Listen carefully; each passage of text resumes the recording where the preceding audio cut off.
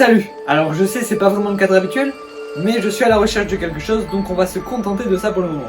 Et pour cette vidéo, on va parler d'un sujet d'actualité, MDR, Kaamelott premier volet. Je précise bien, on va parler que du film et pas de la série, ça on en parlera une prochaine fois. En attendant, moi faut que je bouge parce que je crois que je suis suivi. Je suis, comme beaucoup de francophones je pense, un très grand fan de Kaamelott. Et aussi un très grand admirateur de son créateur, Alexandre Astier, qui pour moi est un des plus grands génies de son temps. Voilà, ça c'est fait. Faut savoir qu'il a touché à peu près à tout. Court-métrage, musique, théâtre, série, cinéma, l'animation, les spectacles, il a fait de tout. Alors oui, ce n'est pas son premier film, c'est son deuxième, mais on va dire que c'est son premier qui se présente comme très important. Et surtout, en plus d'être un simple long métrage, c'est un travail d'adaptation. Là non plus, il n'est pas à son coup d'essai, étant à l'origine de la meilleure adaptation d'Astérix. Astérix c'est le domaine des dieux, mais là c'est pas pareil. Il ne s'agit pas d'adapter une BD en film d'animation, mais une série en film. Donc Kaamelott premier volet a à la fois la lourde tâche d'être à la hauteur de la série ô combien acclamée, mais aussi de bien adapter pour le grand écran, et enfin d'être bien pour que le film marche et pourquoi pas pouvoir avoir une suite. Et ce film a tout réussi. C'est un bon film, une bonne suite, un bon premier film d'une possible trilogie, et une bonne adaptation. Les fans de la série vont être comblés, surtout après une si longue attente, et les nouveaux venus ne seront pas perdus et passeront quand même un très bon moment. La première fois que j'ai vu le film, j'ai quand même noté un petit souci de narration, notamment dans les enchaînements des péripéties, mais en fait, en le revoyant une deuxième fois, c'est juste que le film va un peu vite, mais tout est cohérent. Et même si ce n'est pas obligatoire pour que le film soit bien, j'aimerais quand même qu'une version longue sorte, ça pourrait être que du bonus. La musique est incroyable. Il a expliqué dans une interview chez Popcorn comment c'était fait, et c'est juste génial, laissez-moi vous expliquer. En gros, il dit que normalement pour un film, la musique est faite après le montage, par-dessus. Et donc c'est au compositeur de s'adapter, de ralentir, d'accélérer, selon les actions. Et il explique que là c'est l'inverse en fait, le montage est fait après la musique. Et vu que c'est lui qui supervise les deux choses, le montage et la musique, et il peut se permettre des allers-retours. S'il trouve que là la musique devrait être un peu plus lente, il la ralentit. S'il trouve que là le montage devrait être un peu plus long et tout ça, il peut modifier les deux l'un après l'autre pour que les deux soient parfaitement synchro. Et ça marche vraiment, la musique se nourrit du montage, le montage se nourrit de la musique et ça crée un mélange mais parfait. Mais ce n'est pas pour autant que la BO ne peut pas s'écouter sans regarder le film. D'ailleurs, je l'ai juste là, Alexandre Astier en Kubrick. Enfin tout ça pour dire que la BO peut s'écouter toute seule, même sans le montage. C'est ce qu'on aurait pu craindre en fait. Vu que la BO et le montage sont faits en harmonie, on aurait pu s'attendre au fait que la musique sans le film soit un peu hachée. Ce n'est pas du tout le cas. Et même si vous avez vu le film et que vous réécoutez la BO après, vous allez avoir vraiment toutes les images en tête du fait de cette harmonie. Et c'est un truc qu'on retrouve pas dans tous les films par exemple. Le film est aussi très beau visuellement, les décors, les costumes, même si certains peuvent peut-être déranger, je pense à un notamment. En fait, il y a toute une réflexion derrière que je trouve brillante et il y a ça pour tous les costumes. Et mine de rien, ça iconise certains personnages. Les acteurs ne sont pas en reste, il y a beaucoup de têtes connues, évidemment, qui jouent parfaitement bien. Il y a quand même quelques absents qu'on déplorera, qu'on espère voir dans la suite. Mais il y a surtout de nouveaux acteurs qui sont très bons. Et pour finir avec la zone spoiler, je vais parler du travail remarquable d'adaptation. En fait, les adaptations, j'aime beaucoup analyser ça parce que c'est pas du tout simple à faire. Parce qu'il faut garder l'essence de base, tout en la modifiant, parce que sinon c'est juste un copier-coller, ça sert à rien. Et cette balance, c'est pas du tout simple à atteindre. Donc j'aime voir comment des auteurs peuvent transformer toute une œuvre d'un média à un autre, et comment parfois certaines très mauvaises adaptations donnent des très bonnes œuvres à l'arrivée, et comment parfois des très bonnes adaptations donnent des gros navets. Mais on aura l'occasion d'en reparler plus longuement sur la chaîne très prochainement, donc on va pas plus s'attarder là-dessus. Ce qu'il faut retenir, c'est que là, Astier a fait un très bon travail. Il a profité à fond du média cinéma, avec des plus gros budgets et une plus longue durée, tout en gardant ce qui faisait l'âme de la série, l'humour, les messages et les dialogues. Évidemment, les dialogues de Kaamelott sont très réputés et je suis sûr qu'ils sont même étudiés en cours. Oyez voyageurs, avez-vous besoin d'aide? Non, pas spécialement, je cherche quelque chose, mais ça tombe bien, retrouver des choses c'est ma spécialité. À vrai dire, je suis en ce moment même sur la trace de quelque chose. Ouais, ça tombe étrangement bien du coup. Alors, c'est quoi qu'on cherche? En fait, c'est plutôt quelque chose de métaphorique. Je crois savoir où on pourrait trouver ça.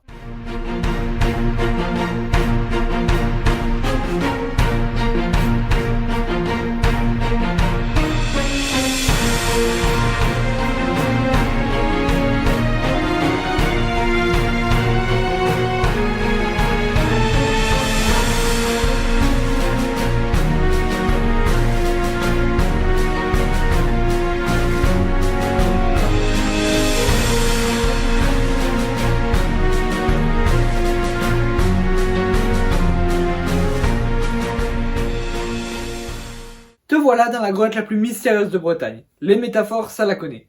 On raconte même qu'elle pourrait renfermer le Graal. Ouais, ça m'a l'air d'être un bon début en tout cas pour l'instant. Alors du coup, comment on cherche quelque chose de métaphorique? Bah, assis-toi, tu vas voir. Ça y est, tout le monde a vu le film ici. On est d'accord, c'est une vraie dinguerie. Et pourtant, ce film ne raconte que le retour d'Arthur et le retour de Camelot. Mais il le fait tellement bien. J'aime le fait qu'il ne soit pas parti totalement dans le drame comme dans les 2 dernières saisons, mais qu'il ait repris son humour légendaire. Parce que même si ma saison préférée reste la 5ème, donc je ne suis pas du tout contre ce type de narration, un Camelot parfait serait pour moi un mélange des deux, et c'est exactement ce qu'est ce film. Et je pense les prochaines suites. Parce que oui, du coup, il n'y a pas que de l'humour dans ce film. On a entre autres la retraite forcée des chevaliers avec Léo Dagan, notamment, il n'est pas tout seul, mais c'est celui qui est le plus impacté, on va dire. Le devoir avec un Arthur saoulé, en fait, de tout ça, qui veut juste vivre paisiblement loin de la Bretagne, mais qui accomplit quand même son destin parce qu'il est roi et il n'a pas le choix. Mais le personnage qui, je trouve, a le plus progressé narrativement, c'est Lancelot. Parce que là, même en disant très peu de phrases finalement durant le film, on ressent le fait qu'il soit terrifiant pour le peuple et les habitants de Camelot. Il n'est plus du tout lui-même, il se noie littéralement dans son costume et est prêt à tout pour retrouver Arthur et le tuer, même à défier les dieux. Et il y a certains moments dans le film que je trouve iconiques, et vraiment qui vont rester dans ma mémoire mais bien longtemps. Alors il y en a des pas très importants au final, comme quand le duc d'Aquitaine dit à Arthur que Lancelot condamne des enfants à mort. Au final ça paye pas de mine, mais c'est sûrement ce qui a le plus poussé Arthur à défaire Lancelot. On sait très bien la relation qu'il a avec l'enfance, le fait qu'il en a pas eu une très joyeuse et le fait qu'il ne peut pas avoir d'enfant, enfin de ce qu'il croit du moins. Ensuite, la scène de la table ronde artisanale est juste excellente parce qu'on y voit un Arthur qui comprend qu'il n'est pas seul et qui, de par ses idées, notamment pour la table ronde, qui était de la faire ronde pour que personne ne soit en coin ou trop éloigné des autres, et bien ces idées se sont transmises à travers ses chevaliers, ici Bohort, Gauvin et Lionel, qui eux-mêmes les ont transmis à d'autres chevaliers dont j'ai oublié les noms. La scène de la tour avec Guenièvre est aussi incroyable, parce que Guenièvre a enfin son prince charmant, qu'elle attend depuis plus de 10 voire 15 ans maintenant. Et en plus t'as la musique qui accompagne ça avec tant de brio.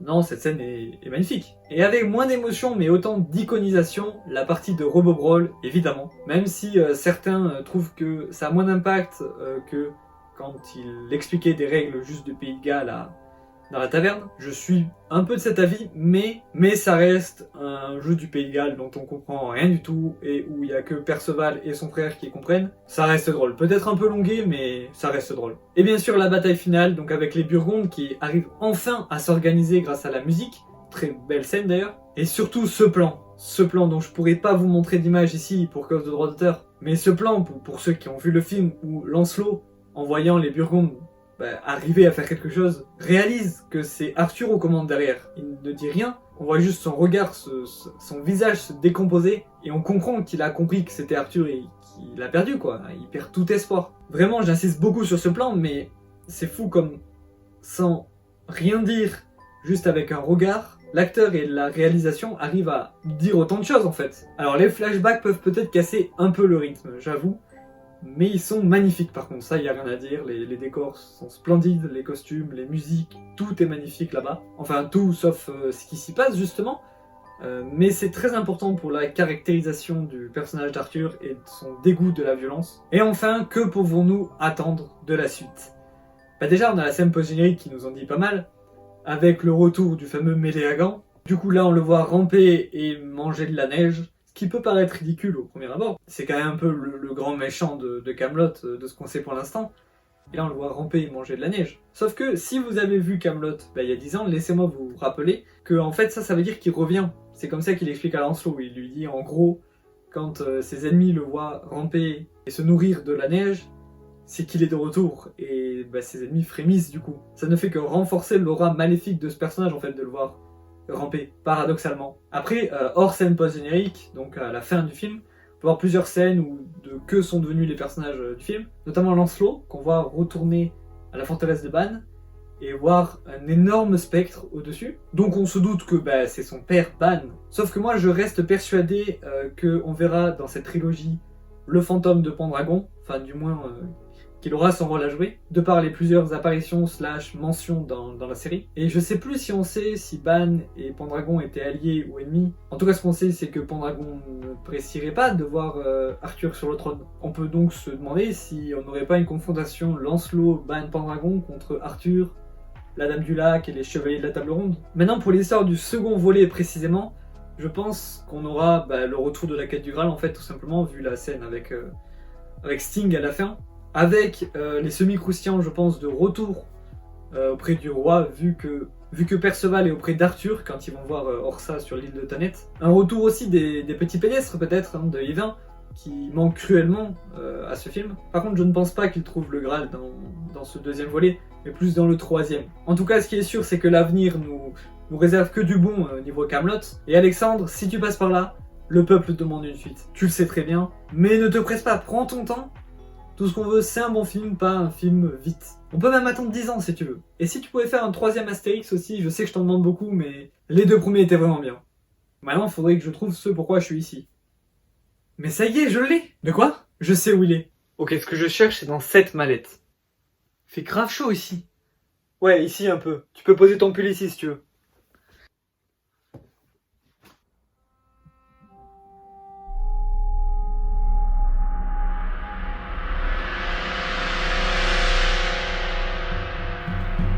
Donne-moi ça, tout de suite.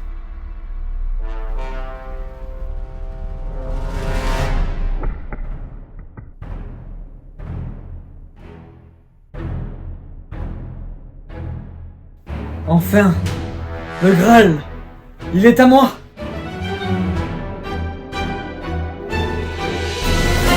Ah, je ne suis pas arrivé trop tard. Oh non. Tu es pile à l'heure.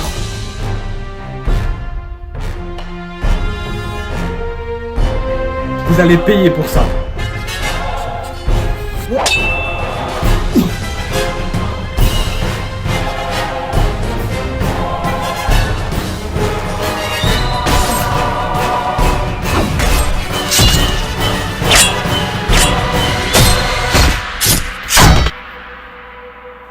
Tu comprends pas? C'est pas le Graal, c'est l'allégorie de l'inspiration. En quoi c'est différent du Graal? En tout cas, c'est à moi. Désolé. On fait quoi lui du coup? Tu n'as pas encore compris. Si moi je suis la personnification de la motivation, lui c'est la personnification de l'inspiration. Ah, d'accord, donc si je comprends bien, j'ai autant besoin de lui que de toi quoi. Exactement. Tu ne peux pas me tuer. Tu as besoin de moi. Non, il faudrait que je fusionne avec lui et après je fusionnerai avec ce masque. Quoi? D'accord, tout est logique. Ok. Bah tiens. Alors, maintenant que tu as retrouvé l'inspiration et la motivation, que vas-tu faire? Je crois qu'il est temps pour moi de commencer la saison 2 du Laniakea Museum. Tout en continuant les vidéos plus courtes entre temps. Évidemment. Laisse-moi juste faire ça. Non, non, fais pas ça. Ok. Maintenant, au revoir mon vieil ami. Allez, au boulot. Alors, Laniakea Museum saison 2 épisode 1 pour... fin septembre, allez, soyons optimistes. Et pour le sujet... ah, je sais.